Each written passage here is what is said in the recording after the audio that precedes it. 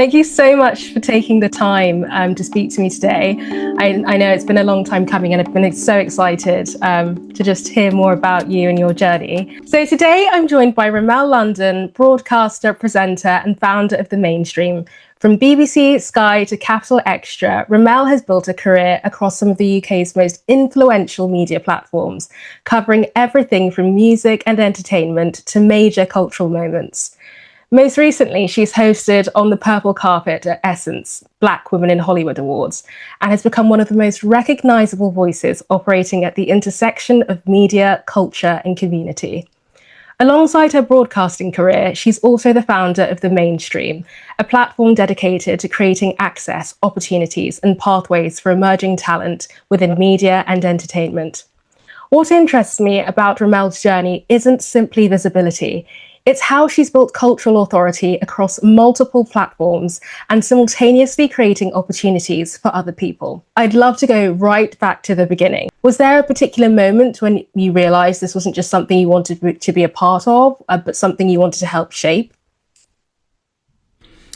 Well, thank you so much for that wonderful introduction. Really appreciate it. And yes, you are very well read. You know everything about me right now. So yeah, I went down the very traditional route of studying broadcast journalism. The reason for that is that I knew I always wanted to be some kind of performer. I knew I wanted to be either on the stage, behind a microphone, and without falling into the theatrical route, acting or anything like that, I felt like I wanted to still have my personality at the forefront of everything I'm doing and not ever be in compromising situations where I'm playing a character that I don't agree with morally, or whether it's just not something that I feel represents me in the best way. So being a presenter seemed like the best route. And so I did my research, and the best course for me seemed like broadcast journalism, which allowed me to do TV and radio and learn about not only the on-screen side of things, but the production behind it, so that at least I know I can have multiple options when I did graduate, and that's what happened.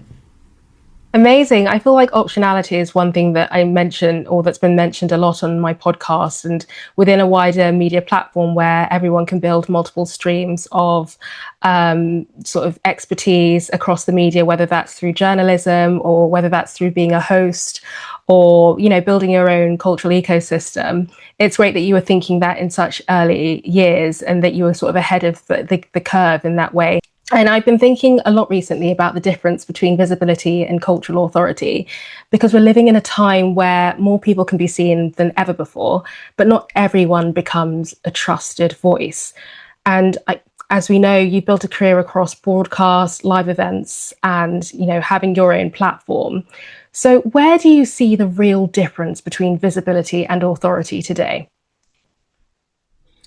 I think it's one thing if you're happy to be on someone else's platform, work for someone's organization and just be a presence on that platform. But what we've seen over the years is that a lot of organizations are disappearing, and that means that someone's body of work also disappears. Like if a TV channel decides to no longer exist, then that means you have no way to do the work that you've built or you've tirelessly put a lot of effort and energy into. So that was one of the reasons why I wanted to create a space for myself to have a platform I can have ownership of and do the kind of content that I love doing and not feel obligated to do something for another brand. But also, as time has gone on, I realized the need for a platform for new talent to come through, because again, it's one of those kind of things when like you're giving out your CV and they ask what experience do you have, and you're like, well, I haven't had a chance to get experience. Yeah. So the mainstream has become a place where you can be recognized first, you can get your first opportunities, get experience, whether that's, you know, you're trying to figure out if you want to be behind the scenes or if you want to be on screen. The mainstream is the place where you can kind of carve that out, and I'm happy to facilitate that, support that, but also we can build and grow together. So I've met a lot of amazing, talented presenters, producers who are able to kind of get their first start here, and I allow them to also have ownership over that content as well. So, be a part of the producing it, be a part of the storytelling, be a part of the research, be a part of the edit. And you can have a little bit of ownership of that too, and not feel like you're just giving me all this kind of like credit. No, anyone that works with the mainstream is a valued member and is a part of it. And I want you to feel like, you have ownership over the work that you worked hard for and towards. So yeah.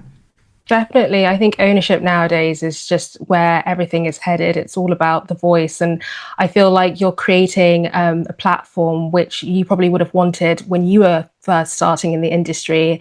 And you're creating that space for young producers and journalists to get to test and really iterate their version of who they feel represents them in the best possible way, if that's working behind the scenes or if that's standing in front of a camera. And you can only really understand that if you've done the various repetitions of different modes of working in the media first. And I think providing a safe space for that is, it's extremely reassuring and also very inspiring. So would you say that you think audiences are becoming more selective about who they trust? One thing that stood out to me about the mainstream is that it feels like more than content. It feels like infrastructure. So a platform that's designed to create opportunities rather than simply attract attention. But when you were building it, what were you intentional about creating that most people overlook when they think about audience growth and, selectivity around the people that they trust? There's two parts to the mainstream. Originally, we first launched in 2017 as an event. So it was a live in-person event with special guest speakers. We then evolved into doing network event. But then as young creatives kept on coming forward and saying they want to know how, and they want more insight and knowledge of how they can become a presenter and get started, I realized that there was a real need for workshops, for panel discussions, for networking events, and then inevitably the podcast felt like a really good opportunity to just get the word out a little bit more.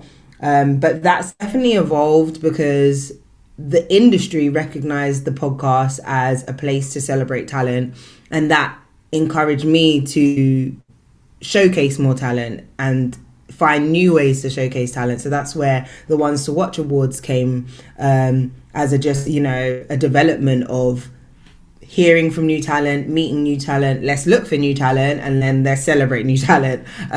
So the whole journey of the mainstream has always been about helping new creatives get into the industry, but then also we're with every step of the way, whether that's giving you top tips, advice, whether that's allowing you to be upfront and close with talent at in-person events, whether that's showcasing you in the Ones to Watch Awards and then allowing you to meet industry professionals once you've been awarded at the ceremony and other events to come. So we've very organically just been a part of the journey that a lot of young talent are moving through, and the intention was always to just have a space for us to discuss industry, and what I heard from having those discussions is that more people want to get in and don't know how, so we had to just create opportunities to facilitate that.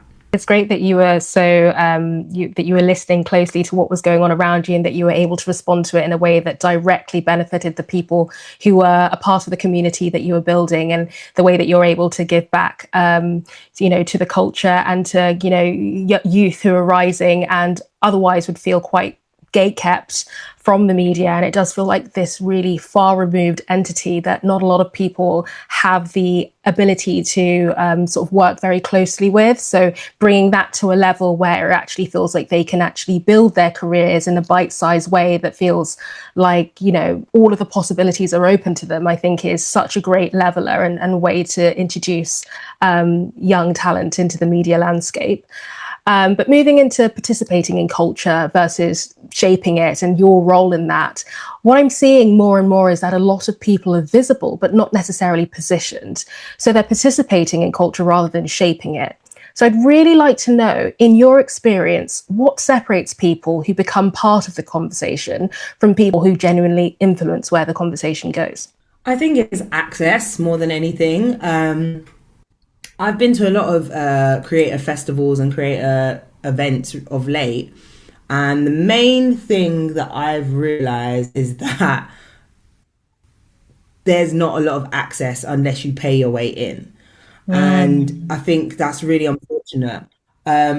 We try and create opportunities at a reasonable enough price point that, one, doesn't leave me in debt, but also allows people to, if you're new in the industry, we want you to feel like you can actually afford it, or whether it's something you work towards, because at the same time you do have to invest in your career. But a lot of the price points for the big events where brands and like organizations in the media are going to be, it doesn't make sense. Like, I won't say any particular brands in it, like specifically, but some of the price points are like £300 and upwards. And one of the events that I went to recently for a creator pass was like over £1,000. Yeah. Who is that for? It's not for new talent. It's for existing talent to mingle with other existing talent. How is anyone going to get in? So I think there need to be more schemes, more organizations, more platforms that are allowing people to get in. And I am very aware that there are other platforms doing that. Create Connect is a great platform that's been doing that.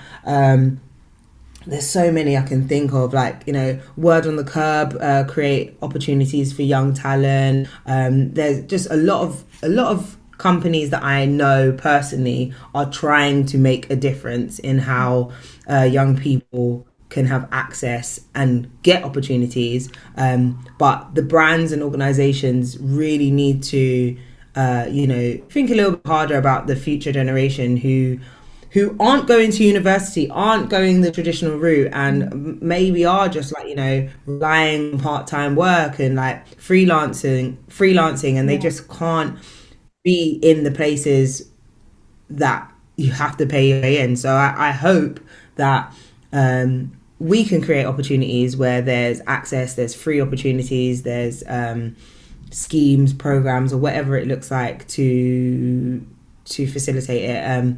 So one of the main things I'm doing is like, looking for sponsors who want to connect with new talent and want to support talent. It's really great and refreshing to hear that you're actually advocating for this category and actually seeing them through that process as well. I know that you've navigated spaces across broadcasting, music and entertainment whilst remaining very connected to community and representation. How do you think your identity and perspective shaped the way that you've approached your career? And how important is it that now when it comes to building something that lasts? Based on my cultural background, based on my, socioeconomic background as well, growing up as a young Black Brit in North London in a single parent household, I loved, everything that was within reach, like, watching my favorite TV shows with my favorite Black talent, or listening to my favorite radio shows with Black talent. And it just so happened that was just what I enjoyed. And again, there's other platform shows and, like, the big shiny floor TV broadcasters that I also love. Like, I could go from Jenny Francis and Martin J to Cilla Black and like, Michael Barrymore. Like the depth and breadth of what I enjoyed as a young person was amazing. But the connection you feel with your local community, hearing that your local radio DJs are going to be at the shopping centre near your house, there's nothing quite like that. So I always knew that I wanted to be able to work with a station that cared about me specifically, cared about my community, are talking directly to me. That's what I learned and realized I really appreciated very early on. So as much as I have aspirations to be on a major broadcaster and make it in the mainstream, I know how important it is to have local impact and local representation.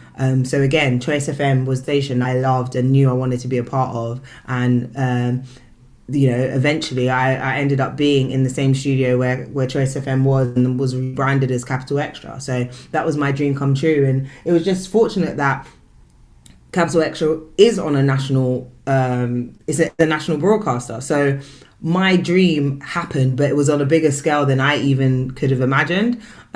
So that made me realize that we all need to think bigger. So we can do things locally, but we should also aspire to do things on a national or global level. And that's what I've been kind of working towards. So I think, again, both are very important. I want to do things locally, but I also really want to make an impact globally as well, because that's the only way we can grow, we can progress. So Exactly. yeah. It's brilliant that you were able to shine a light on your roots and your heritage as well. I think that that is such an incredible driving force, and it's so important to always have that sort of anchor, because that's essentially what breeds your true authentic voice, and that amplification then becomes a lot more sustainable. And I think the fact that you grew up in North London and that you were local to a radio station is just like a great example of serendipity when you're focused on your own path and you keep going towards it, because you just never know what you'll find that actually helps to really magnify but also multiply some of those skills that you've learned.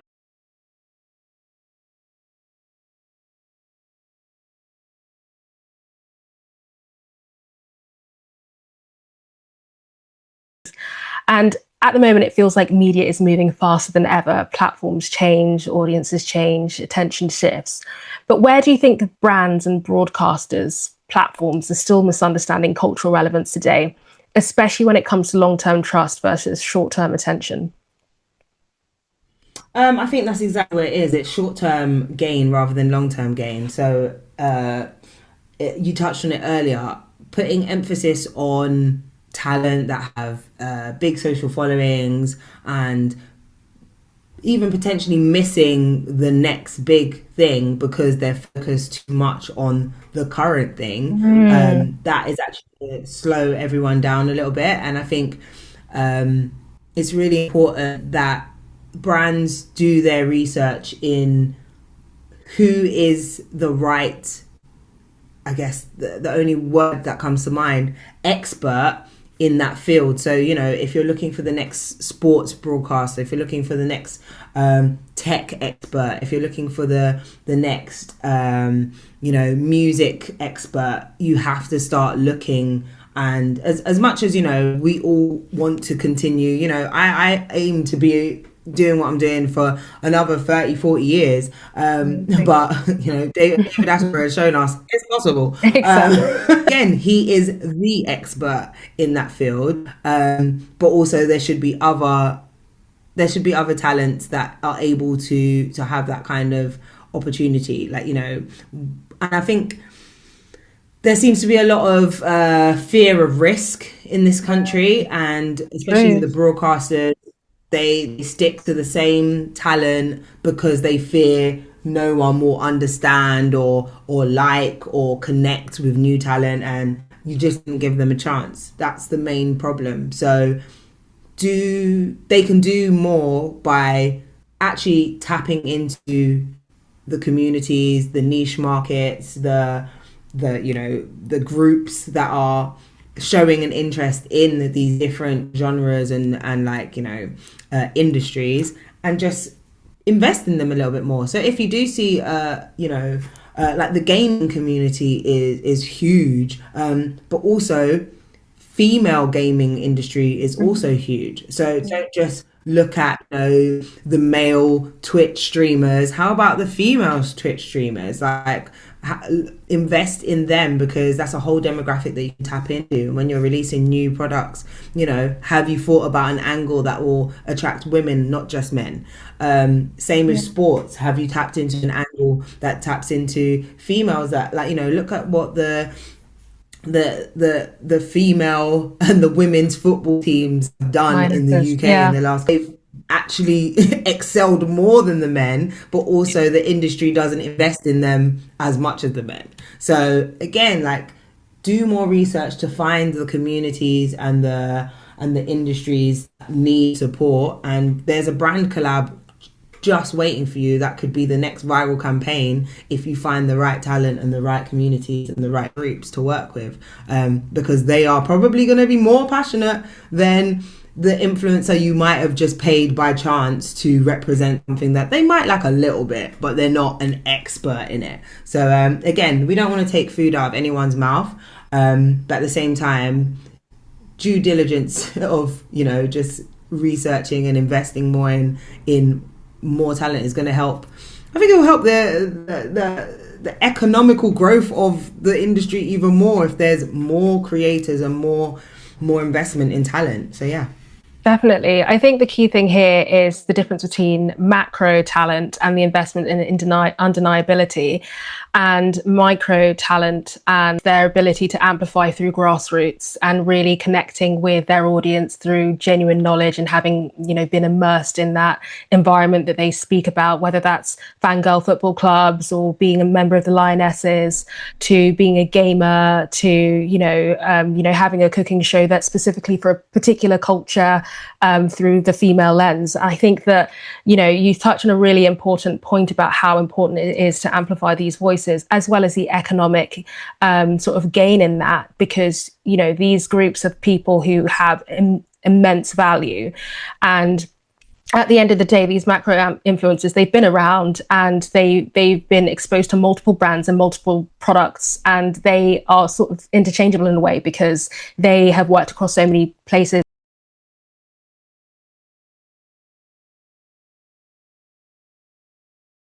It is a really interesting point, and I think brands need to sort of look deeper and, you know, do a lot more unraveling in terms of who they're actually reaching, and give themselves more time when it comes to building campaigns around people that are actually suited towards a certain cultural amplification. So what do you think the next generation of media platforms will need to get right? I know that we've touched upon working with smaller talent and, you know, amplifying various other, you know, subgroups.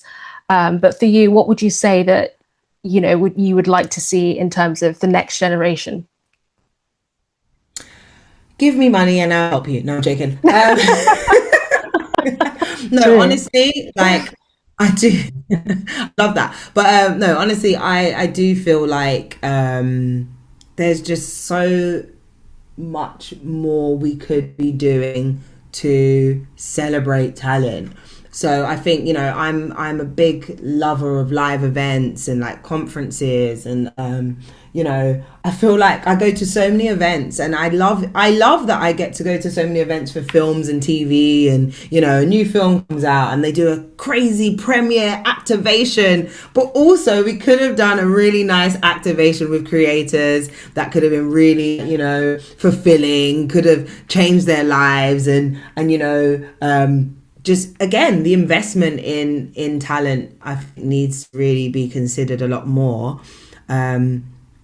And yeah, again, there's so many events that, not in a rude way, and I'm not talking about the TV and film industry in particular, but I see a lot of events pop up and I'm like, what was that even for? Like, you know, just a tax write-off sometimes, and I'm like, please, just how about you pour into the community and pour into people that really could learn from feeling supported, and you know, youth clubs, all these kind of like theatre productions that support young talent, and like sports initiatives. There's so much more that could be done to help the next generation in a nurturing way, and I just don't feel like enough is happening for the next generation. So I personally, like, you know, I want my future kids to be able to have choices and say, hey, on Tuesday I'm going to do athletics, on Wednesday I'm going to go to film club, on Friday I'm going to go to a gaming convention. Like, I want them to be able to feel like they have options and they can do multiple things, and you don't have to just pick one thing and excel in that, and that's the only way you can live. Like, have fun, choices, and that can only be accessible if the industries that can provide and support them do that. So yeah, I think that you make a really interesting point about the future generations, and, you know, if you had your kids, you know, wanting them to be able to have access to so many different clubs and being able to find themselves, because I think having that early on experience and getting to know who you are, how you thrive, the way that you work, and who you naturally connect with is such an important aspect of the developmental stage. And I think that sometimes when you miss that and you try to shoehorn yourself into an area which isn't suited to you, you end up spending more time trying to like retroactively correct something that was never for you in the first place, instead of having access to trying and teasing out and iterating different versions of self so that you can really optimize for the best quality of life based on, what you're really passionate about.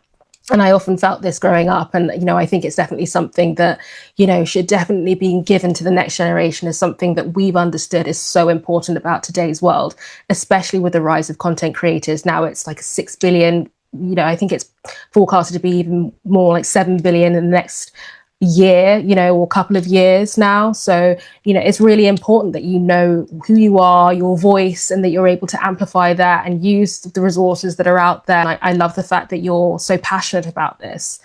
So something else I've started doing on Modern Day Made is carrying ideas forward from previous guests.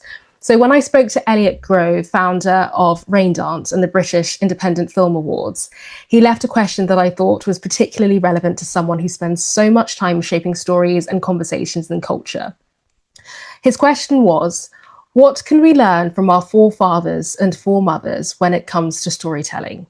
What have we forgotten that we are so good at? And what can we resurrect to create greater worth and value in the stories we tell today?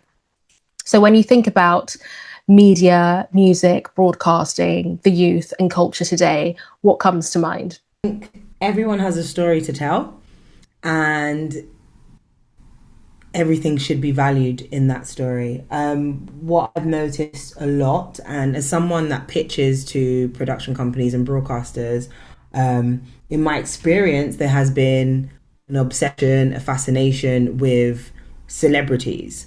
And celebrity stories are being amplified, which is fine. We're all voyeuristic to some extent, and we all want to know more about the celebrities. But I think with the rise of social media, it's actually we're good. Like, we've covered all the bases. We can follow them. We can subscribe to them. There's a lot of emphasis on that. So it would be interesting to see more human stories. I love a documentary, and unfortunately I see a lot of negative documentaries. It's either crime related or it's either some kind of scandal. I would really love to sit down and see a wholesome documentary about a culture, a community, and the positive thing. I mean, yeah, there's always going to be drama, but at the same time, I feel like we need to actually have more joy and more positive stories that can kind of inspire and encourage us. Like, my podcast is all about hearing someone's journey. And of course, there's going to be low times, but there's going to be positive moments, highlights. And that's why we always love sharing and telling tips for the next generation so that they can do better and learn from it. So for me personally, I would love to see more positive stories, more human interest stories about different communities, cultures, and not just celebrity scandal. Definitely. I think with the rise of AI, human stories are something that you can't replicate. So this conversation has really got me thinking about the relationship between visibility, ownership, the youth, and legacy. And I have one final question I tend to ask. So if everything you're building continues on its current trajectory, what does it become known for? The mainstream is going to be a global production company with global events, global broadcasts, whether that's a simulcast across the UK and across America and across Africa, or whichever diaspora requires it. But the goal is for it to be an internationally recognized production company that is all about celebrating talent and all about helping the next generation of talent as well. So I hope to be standing beside my inspirations, such as like Issa Rae, Oprah Winfrey, Tyler Perry, even RuPaul, because what they've done, their studios with their production companies and their franchises have shown me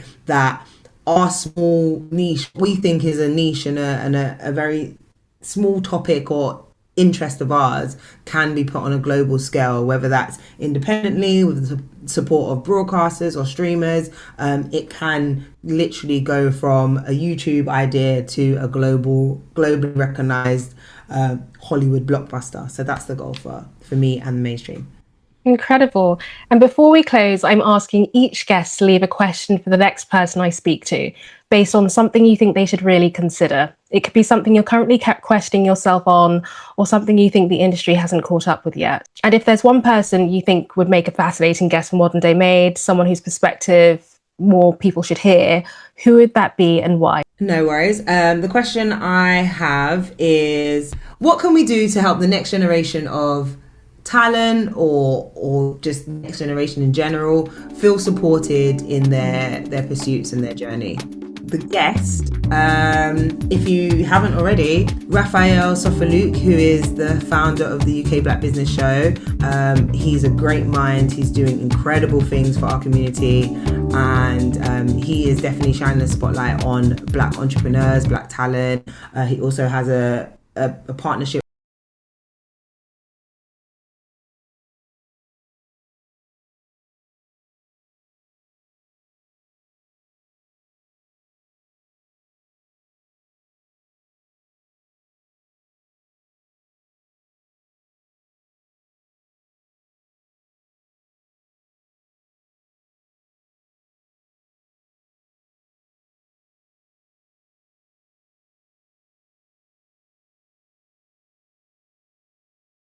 Absolutely, it's my pleasure.